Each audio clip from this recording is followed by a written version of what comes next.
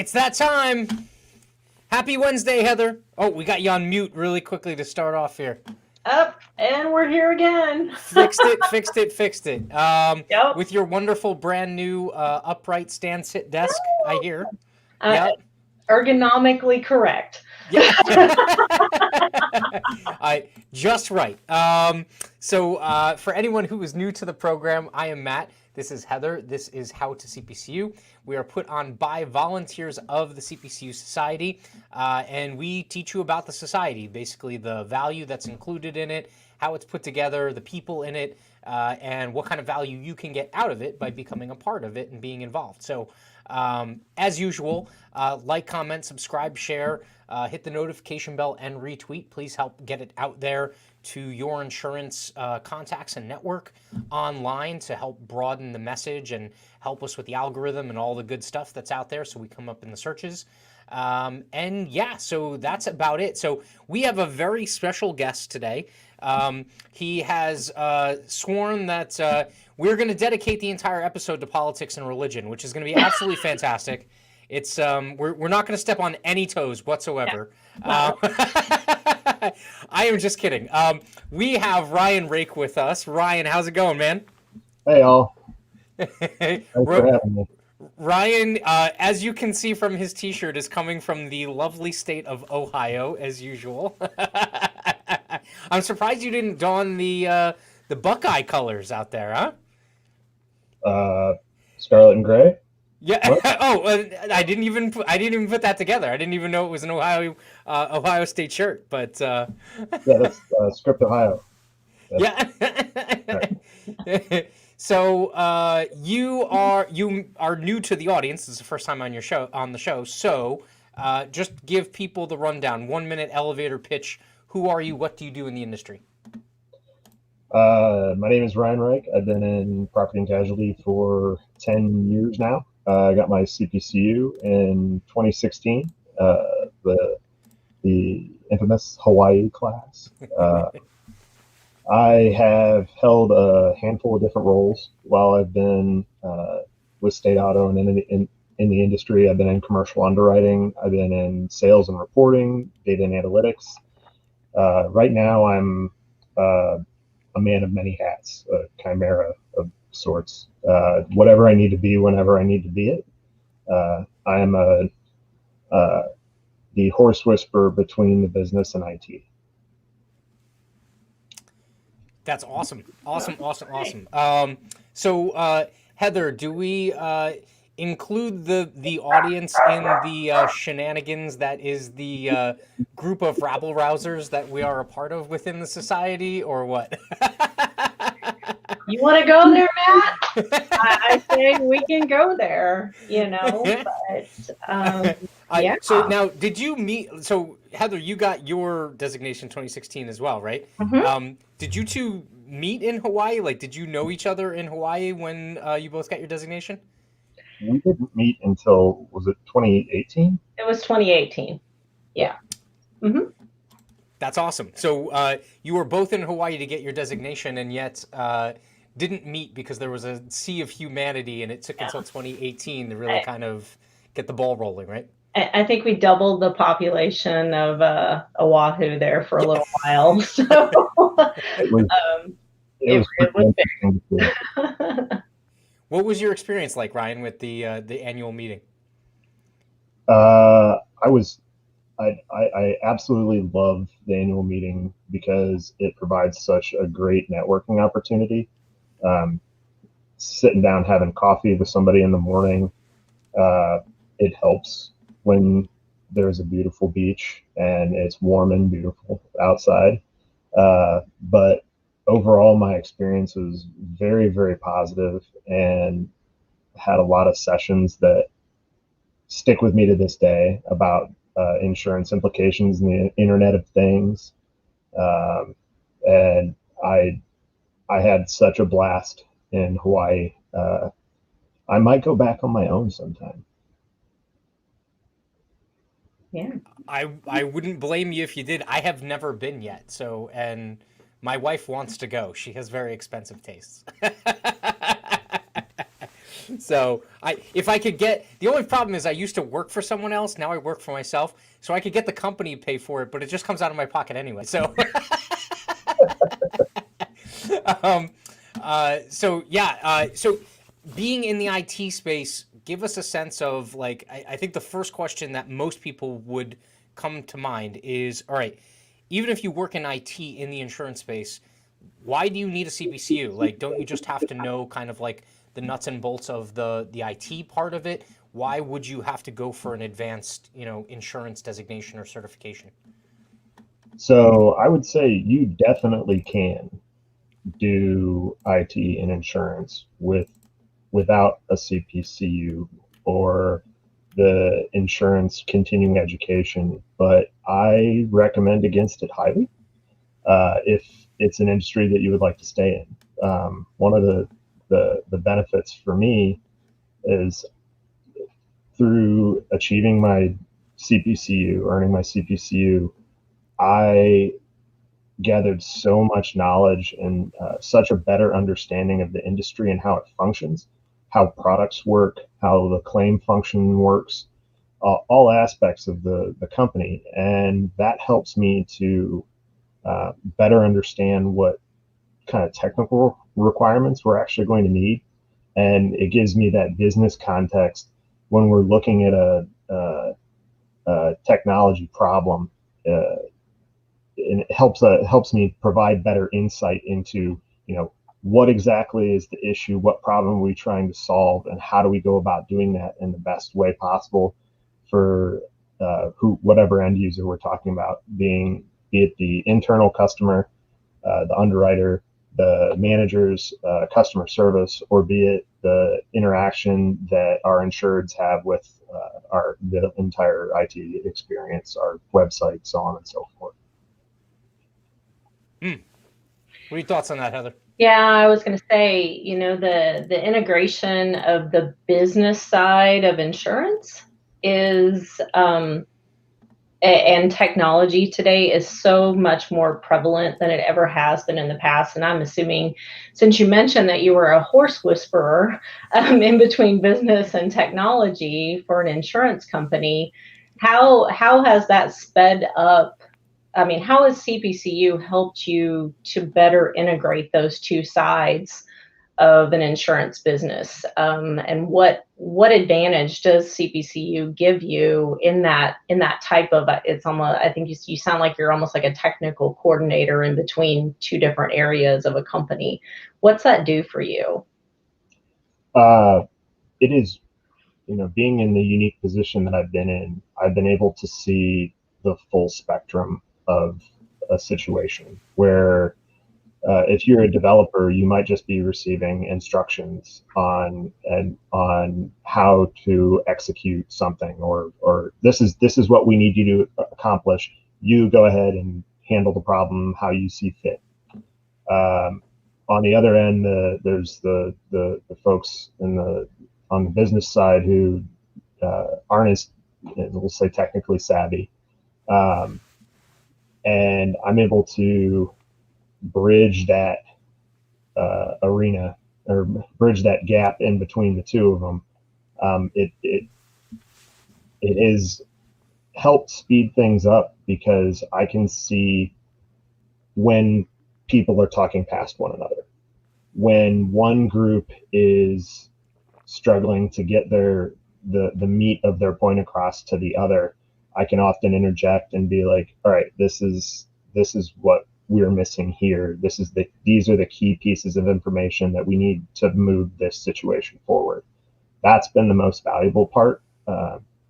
And the CPCU, every single class that I took, be it I did AU 67 or any of the risk management classes, all of those have helped in one situation or another over my tenure in this current position, because it helps provide such a unique point of view, especially when you're dealing with technology.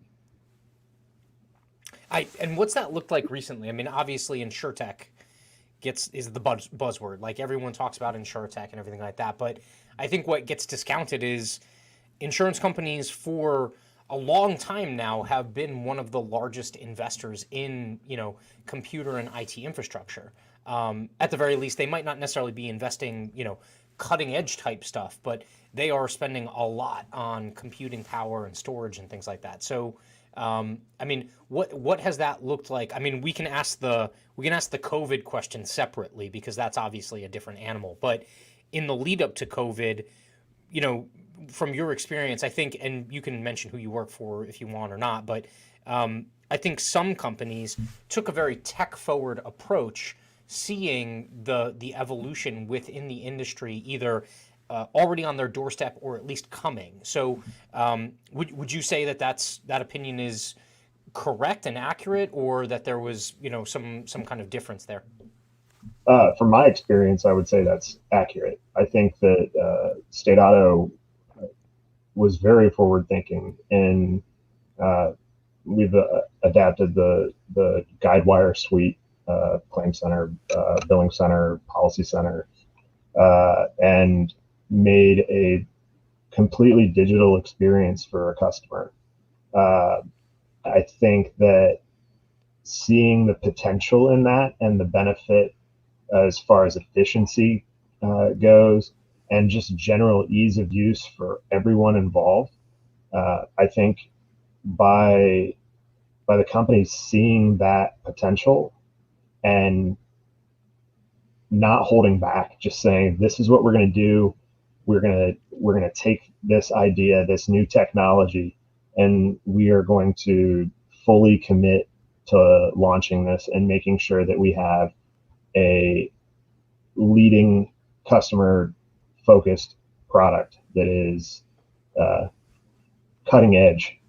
I think that State Auto took a lot of very, very positive steps early, and we actually just went code complete on our policy admin system rollout. So all of our products are now live, which is awesome. It's been a labor of love for a lot of people involved in this. I haven't been involved in every step of the way, but I got to see a lot of people immerse themselves in this transformation, and I see a lot of other companies in the industry doing the same thing right now.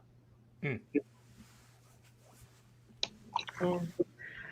No, it's I think it's crucial, just because we know that this coming data storm that most insurance companies have, to be able to do that conversion from what is considered the old legacy systems that are out there that operate in a world of code language that doesn't even hardly exist anymore, to more web-based services, more digitally friendly services, especially for customers, as well as, business partners and agents and everyone who interacts with those systems. Forward-thinking approach is the only way to survive, I would think, for insurance companies. But so how do you, as someone who kind of plays in that space of helping business to understand maybe the technical language from one side and what's happening, what types of things do you do to bring those two groups together so that they can work more effectively and collaborate together more effectively? So I have an undying intellectual curiosity. I am always searching for the answer to a question. And if there is a problem, there's no depth that I am not willing to dive down to get that situation figured out. And being able to do that, again, helps me better understand the technical issues. I can see what pain it causes for our agents and what pain it causes for the business, and being able to communicate with the developers once I can say, hey, I may not know every ounce or every piece of this computer language, but I can see that this is generally how things are flowing, and this is approximately where it's breaking. And then I'm able to go back to the business and say, hey, so this is where it broke down. This is what's happening, and the business can take that information and do with it what they will. Prioritize if it's a big deal, then you can go about fixing it faster than something else. But it it is just being able to explain a problem in clear, plain English rather than something that looks like the Matrix to most people. Right. And we love gobbledygook in the insurance industry too. So I can only imagine. I've never worked on the inside of a carrier. I can only imagine like underwriters speaking underwriter speak, and division managers speaking like business speak, and then you being the IT person having to essentially bridge this gap or translate between them in order to reach the business goal. And also having to at the same time real time translate IT speak into what's essentially going to be like this common solution. So I can imagine it's not exactly it's not without its I don't want to say hardship, but I mean I'm pretty sure it's difficult in order to kind of achieve that, and it's probably part art and part science. Being part of a forward-thinking technology company or an insurance company that's forward-thinking about technology, what was COVID like for y'all? I mean, as soon as lockdowns and things like that started to happen, was it something you felt like you guys were prepared for, or was there still a mad rush like in other areas in the industry? Yeah, I don't think I could say that anybody was like anybody else. We weren't prepared for it.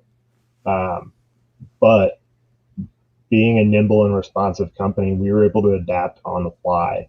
And anybody that could transition to work from home did. We still had the option to come into the office, and I continued going into the office most of the time. But when I did, I worked from home for 2 or 3 months, and it was seamless. And it really proved that, putting that faith, that trust in not only your employees, but your technology, that the technology is going to do what you need it to do. Your employees are going to, be trustworthy. They're going to, without having somebody looking over your shoulder all the time. So I know some folks were concerned about, productivity. If anything, our productivity went up during this period of time.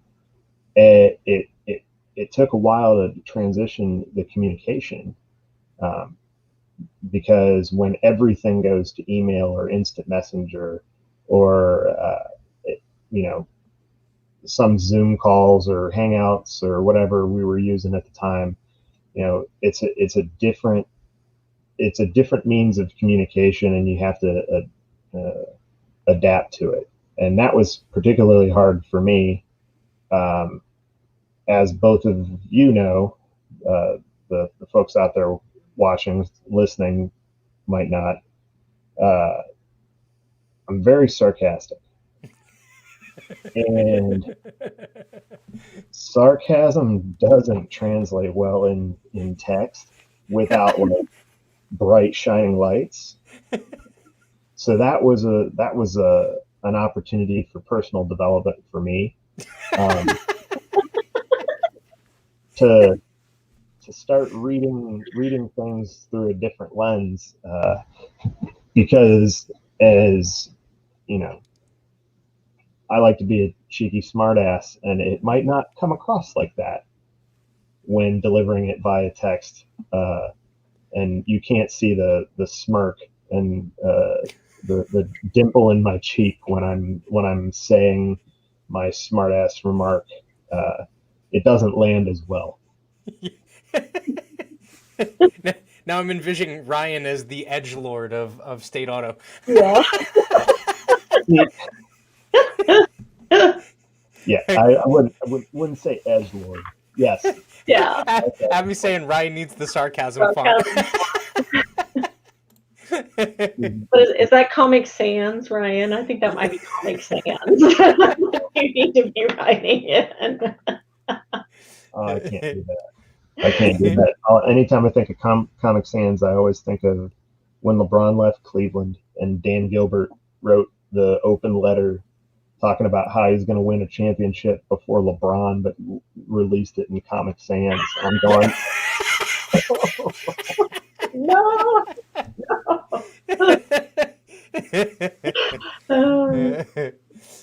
For emphasis. Yeah. okay. We all know how that turned out. Yeah. But yeah, I think as an organization we adapted very, very well and very quickly. It was great to see everybody come together like that while we're apart. Yeah, think- and I that's think that- interesting. That they had, so what, it was basically optional for you to come into the office. Yeah, it was optional. We had our mask requirements, our social distancing requirements.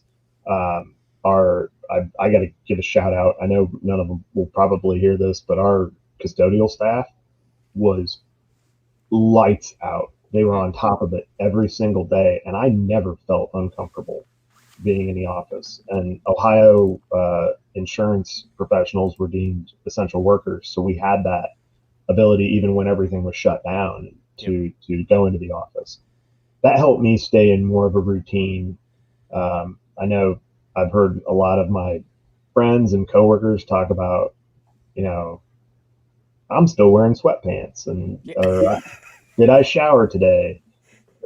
It helped me keep some sense of normalcy in an otherwise very odd time. Awesome. Sorry, I cut you off, Heather.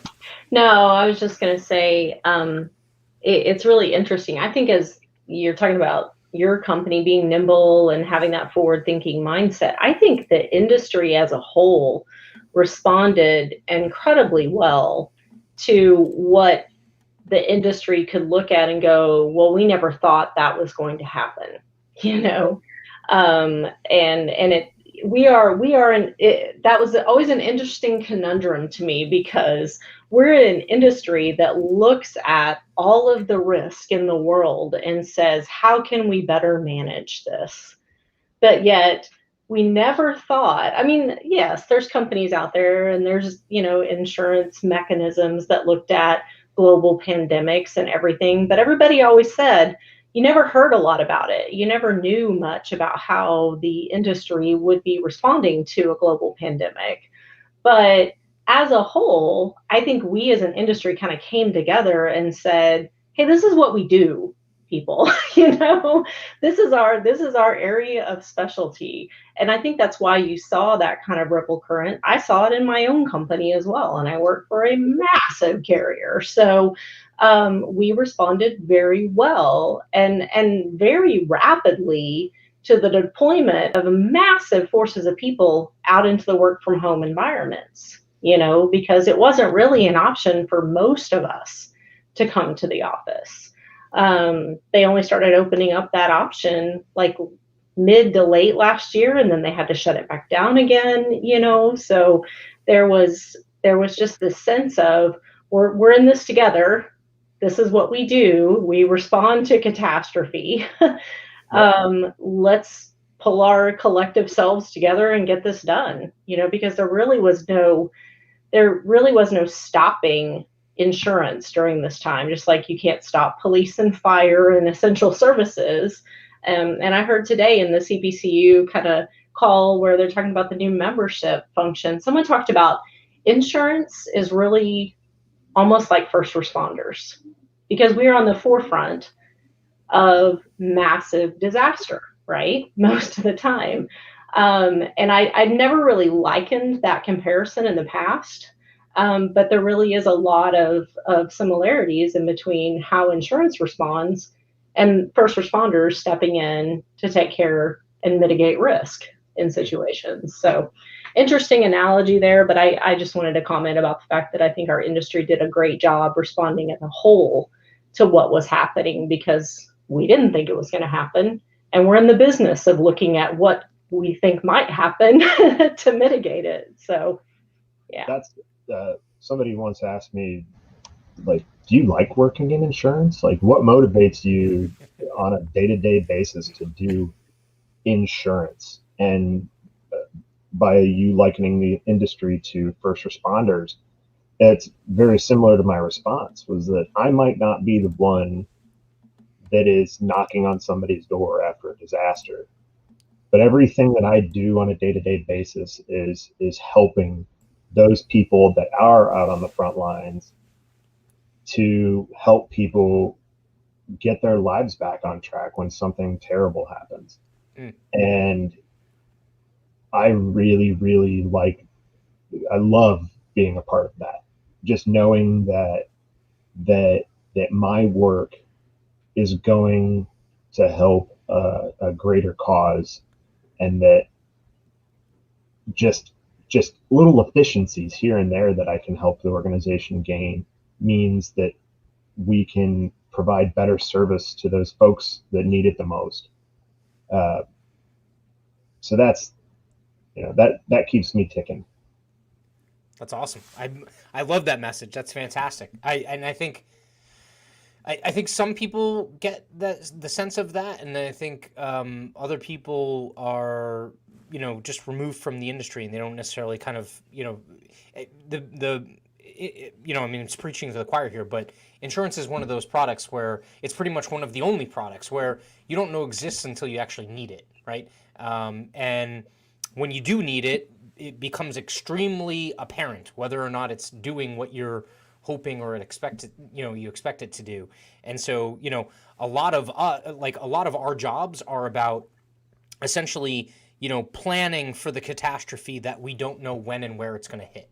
And so you essentially have to lay all of this groundwork and do all of this preparation. And a lot of times the work that we do, you being, you guys working for carriers, you guys deal with claims every single day. So, there's these constant reminders. For me as a broker, knock on wood, I hope my clients don't have a claim today, because then, it's a good day and I actually have no problem having done all of that background work, and it not necessarily resulting in a claim. But yeah, it's a really interesting dynamic, and the IT infrastructure, I think this is the other thing that people don't understand. And I would love to hear your kind of story about how you got into the insurance industry, because most IT people, I don't know if they necessarily think of insurance as a door to knock on when they're looking at a potential career. There are the obvious ones. There are tech companies, there's telecom, there's banking and things like that. I don't think they necessarily think of insurance as one of those very tech-centric or highly tech-demanding kind of industries to look at. So what really led you to the insurance industry? What got you in the door? Well, like a lot of people in the industry, I just kind of fell into insurance. And I wasn't even in IT to start, or wasn't even tangential to IT. I went to the Ohio State University. I spent my first 3 years of undergrad in the mechanical engineering program, and then two things happened. I'll say 2007, my focus, I wanted to do performance automotive engineering, go work for Ford and work on Mustangs, or go over to Europe and work for BMW or Mercedes. 2007 happens, and the auto industry in Detroit falls apart, and I'm like, well, that's not great for my career prospects. That's the answer that I normally throw out first when I talk about why I changed majors. The second one is called chemistry, and I don't mean with other people. I mean, I give me physics all day long. I could not pass my chemistry class.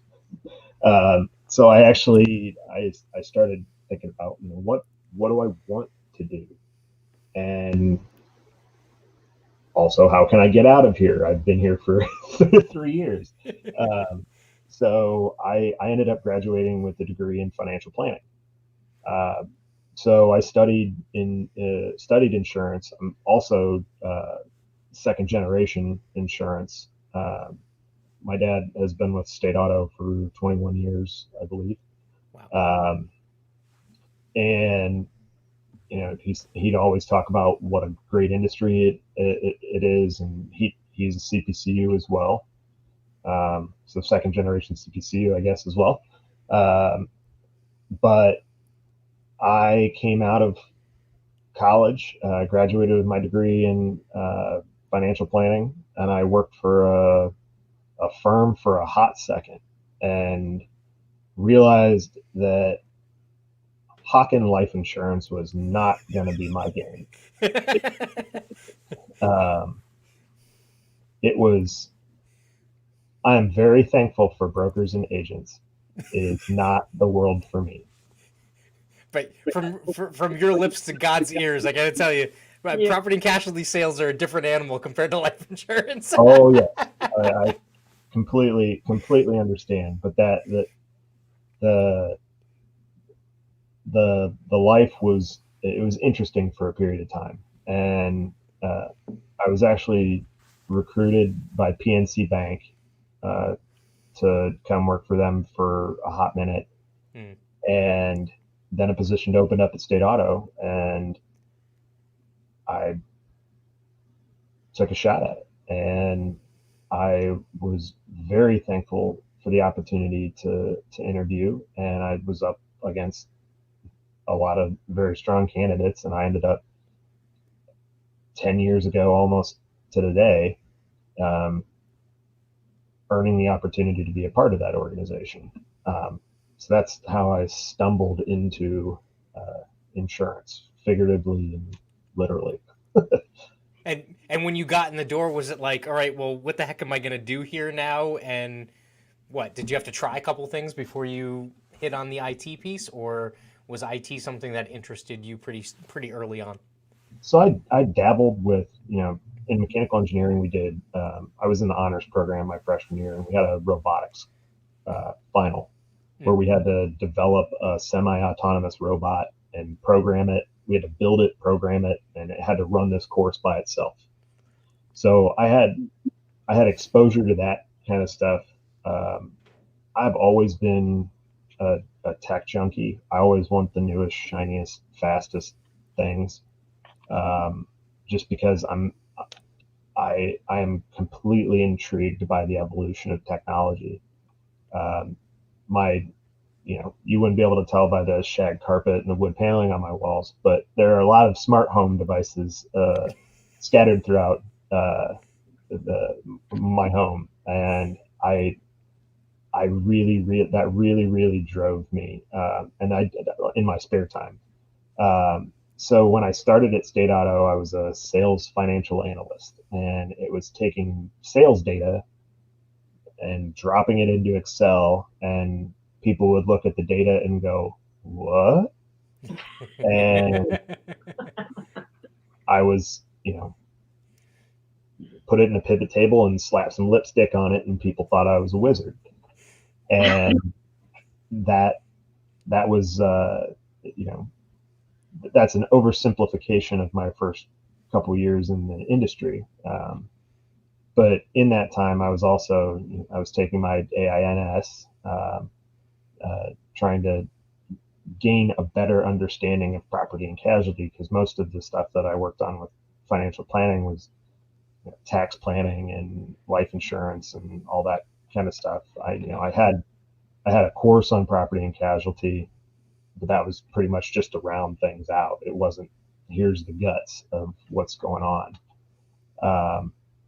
So as time went on, you know, I would help with.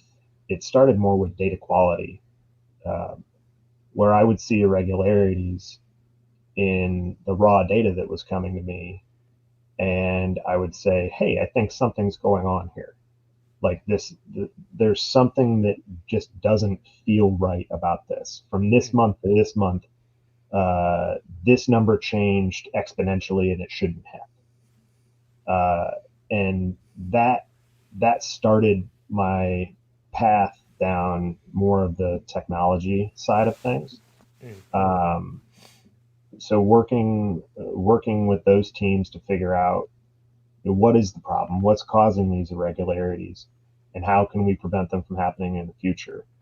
I took a bit of a pause as far as my professional development in that direction when I moved to Austin, Texas in 2014 for an opportunity to train as a commercial insurance underwriter. And that's when I started my path towards CPCU. So it would have been October of 2014 to November of 2015. I did my CLCS, my AIS, AU, AUM, ARM, and CPCU.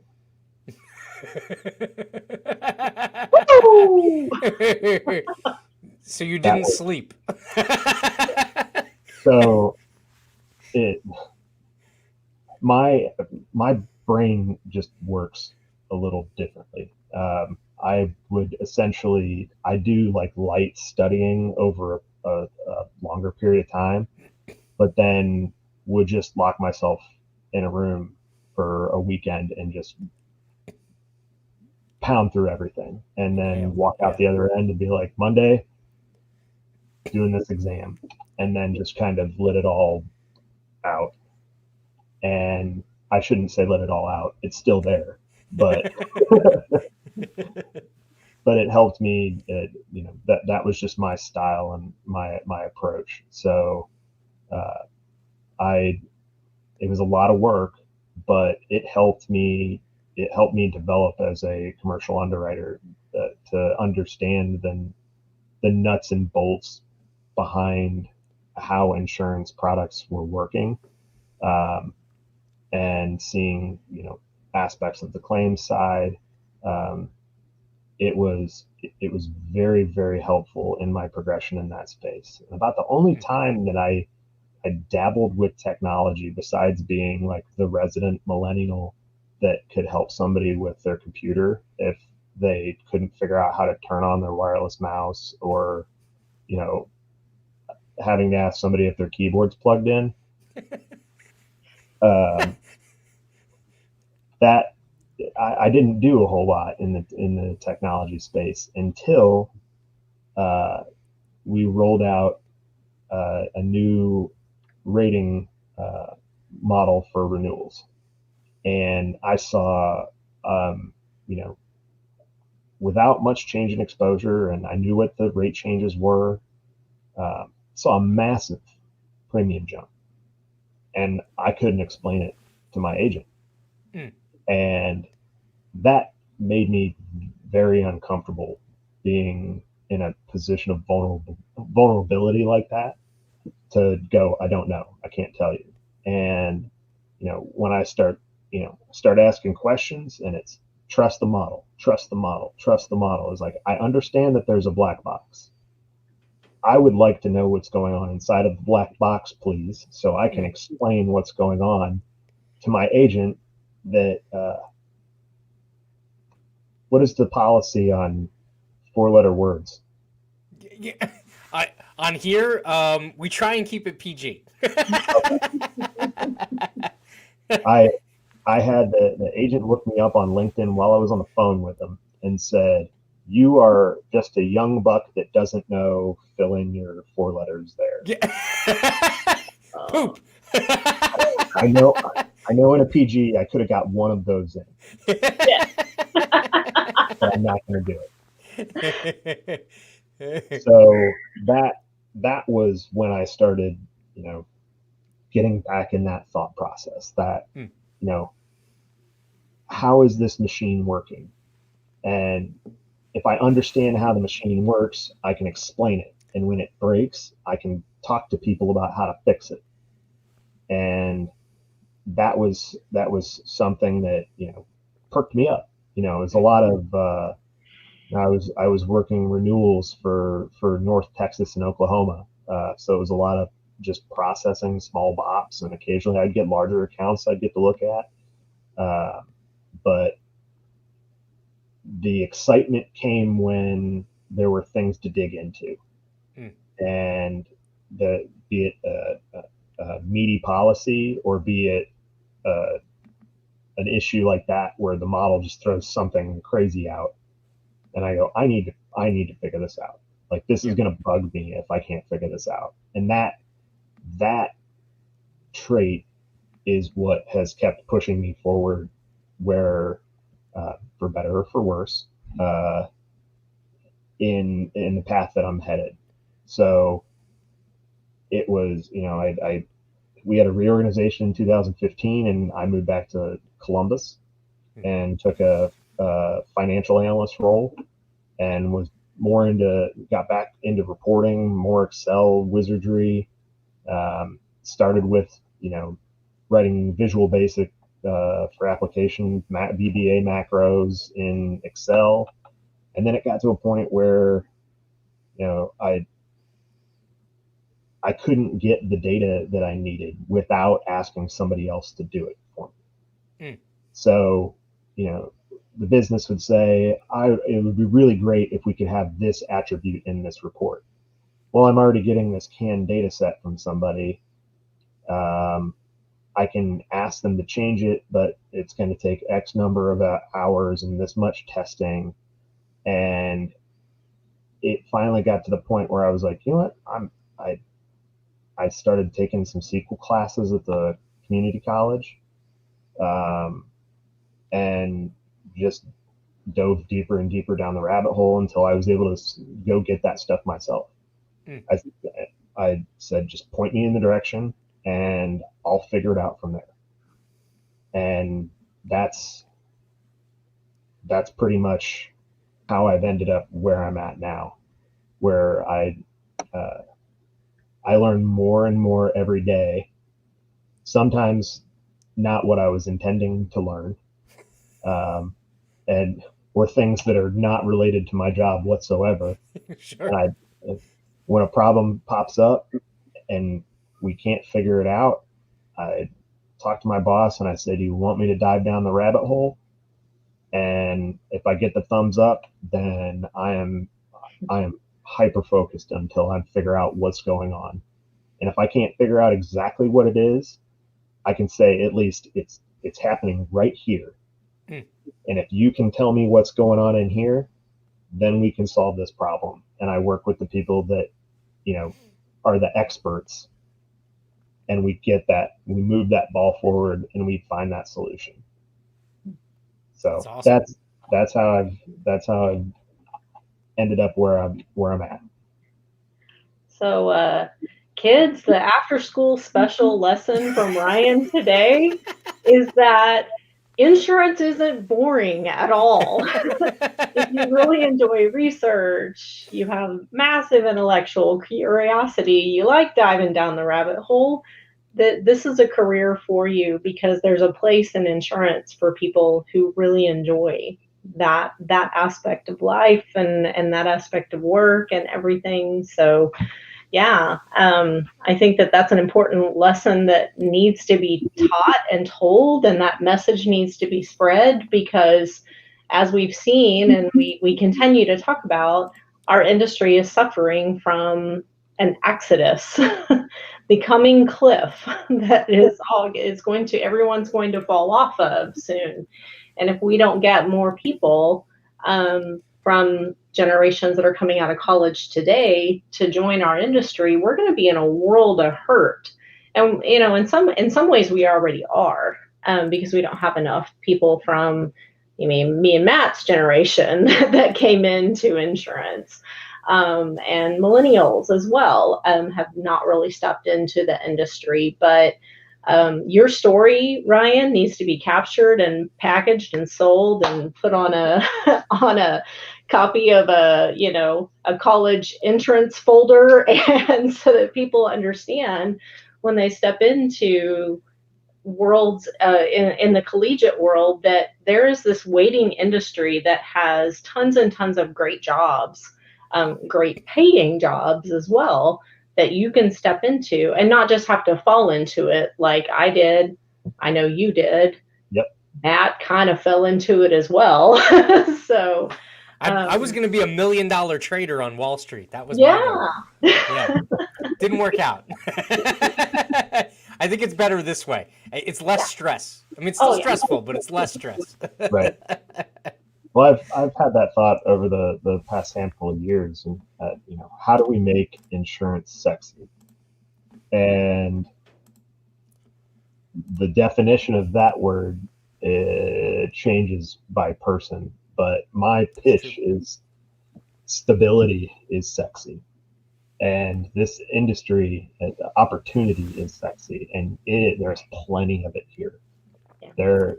There is, like you said, there is such a need for talent, and anybody that has a desire to learn and a desire to grow can excel in this industry and make meaningful changes. And it doesn't just have you don't have to go into insure tech specifically to make change within the industry. Not to say that those guys are making waves, but other companies, are making big sweeping impacts on the way that we do business. There is way too much opportunity available right now, and we just have to collectively do a better job of selling it. I've never been all that great at sales. I can do it, but I'm just not all that great at tap dancing. But you're right. It's about telling a story. I love the. I was never a big school kind of person, right? So like, the Ohio State University is orders of magnitude larger than the school I went to in New Orleans. But even I mean, we both went to universities that had, and I forget, where did you go to school, Heather?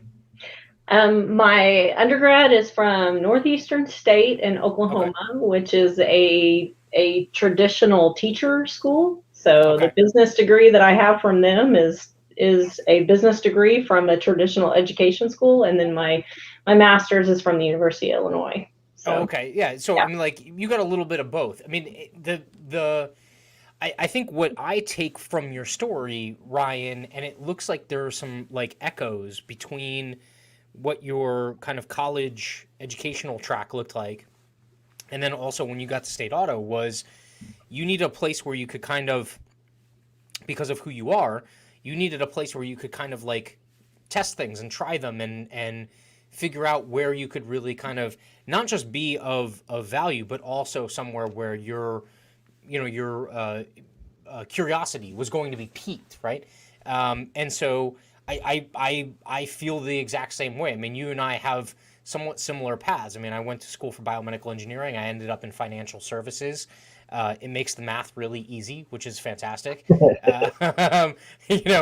We're not worried about third order differential equations or anything like that we're solving for with imaginary solutions. So, which, by the way, screw differential equations. But that being said, like, I think a lot of people out there don't exactly know what the heck they want to do, even when they get out of college, right? And so coming to the insurance industry gives them the opportunity to kind of have that, like, big tent or big school kind of dynamic where even if you don't fit somewhere, there's all kinds of other verticals within this industry that you can get a little taste of and see what piques your interest. I love the fact that you also got that underwriting acumen before you went to the tech side, because if all you were doing was IT work, I'm sure you would be fantastic at doing IT work, but knowing what an underwriter's looking at, is orders of magnitude better, because you're not just solving an IT problem anymore. You're solving the actual insurance problem using the IT that you have available to you, the resources or the tools that are there.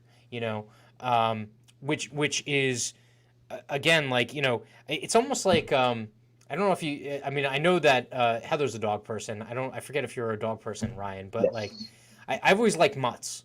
Like, purebreds are fantastic. I mean, especially if you get them from a good breeder and they know the lineage and everything like that. But for me, I've always been a person that loved mutts because it was just, the mutts are just like a conglomeration of different lines. And it's like, they have that kind of like, they have a story to, and a lot of times you don't even know it, but they have a story to all those lineages that kind of come together to generate into that animal. And it's similar. Like, if you get a taste of a bunch of things, I think that you're probably going to be more successful on the long run because you at least have some other perspectives to draw off of and things like that. So, it's really rare. I mean, like, I thought I was going to be like, at first I thought I was going to be able to connect people's spinal cords. That was like, no, that didn't happen because I learned I was going to be a lab rat, and the guy who had the MBA that sat in the corner office, that's who made the decisions on what research we were going to do. It wasn't the scientists. And then after that, it was like, all right, well, if I can't do like, great, work to help people out, I'm going to make a lot of money and then I'm going to donate and make sure that I can have that research done. But that didn't really work out either because I was like, I just didn't have a stomach for the swings and stuff like that. But, finding a home here was absolutely fantastic. And had I not lived those lives prior, I probably wouldn't be who I am right now, which is an awesome story in and of itself. Which, by the way, that reminds me, Heather, we have to do a story on these kind of like familial relationships that happen within the insurance industry, because it is not just a job. Like, for a lot of people, it is, I don't know if I don't think you would call it a legacy, right, Ryan? Like, but Yeah, or maybe you would. I don't know. Well, I have big shoes to fill. If it is, figuratively and literally, my dad's like half a foot taller than I am. But there are legacies, particularly in the agency side, where you think about these, these. Technically, I sit in the agency operations space right now. And I see these agents that, State Auto turns 100 years old this year. And I've seen these family-owned agencies that have been with us since 1935, 1931. Wow. And knowing that same name has been on that agency and the same family has been representing State Auto for that amount of time, that's really, really cool to see. But yeah, I've got a lot of work to do if I'm gonna live up to the legacy that's been set before me. So you're gonna have to get some lifts. Yeah, I'm gonna have platform shoes with goldfish in them, like Disco Stu. Which, by the way, we don't get money from anyone. We don't hawk any products. We don't play favorites or anything like that. But I can tell you that they're not the only carrier that did this, but they are one of the great carriers that partner really well with their brokers. State Auto does a fantastic job of partnering with their brokers, and in that model where you don't have in-house brokers, you have IAs, or if you do have captive brokers, but they're working dedicated for the carrier on the outside. State Auto does a fantastic job of collaborating with them, offering technology and things like that. So if you are a broker out there and you're within the State Auto footprint, I would definitely check them out if you're not working with them currently. So, but again, that's your decision. We don't sit here and say that you're going to have a great experience or not. Just something that you should kind of look into. So, are you looking forward to Orlando? I'm very much looking forward to Orlando. I'm not looking forward to the sweating through the back of my shirt while I'm walking around part of it. Hopefully it's not that bad. It's like the end of September, so it's like, Yeah. It's still humid there, Matt. Yeah, well. If you recall what New Orleans was like in 2019, that was enjoyable. Yeah. all quite sweaty. Yeah, I'm very much looking forward to it. And as great as it is to see you guys on camera, if you're going to be there, it'll be fantastic to see people in the flesh. That has been one of the coolest things about people slowly trickling back into the office, where I didn't realize how important it was for me to be around people. As much as I'm heads down, trying to solve problems for a lot of the day, I'm still a people person, and I've battled a bit of a misconception over the past year and a half that I'm somehow introverted because I'm heads down. I don't think either of you would describe me as that. But it's given me that opportunity to get back in front of people, and just it re-energizes me. I can say from personal experience, after sundown and after happy hour, you become a lot less introverted. I'll tell you that much.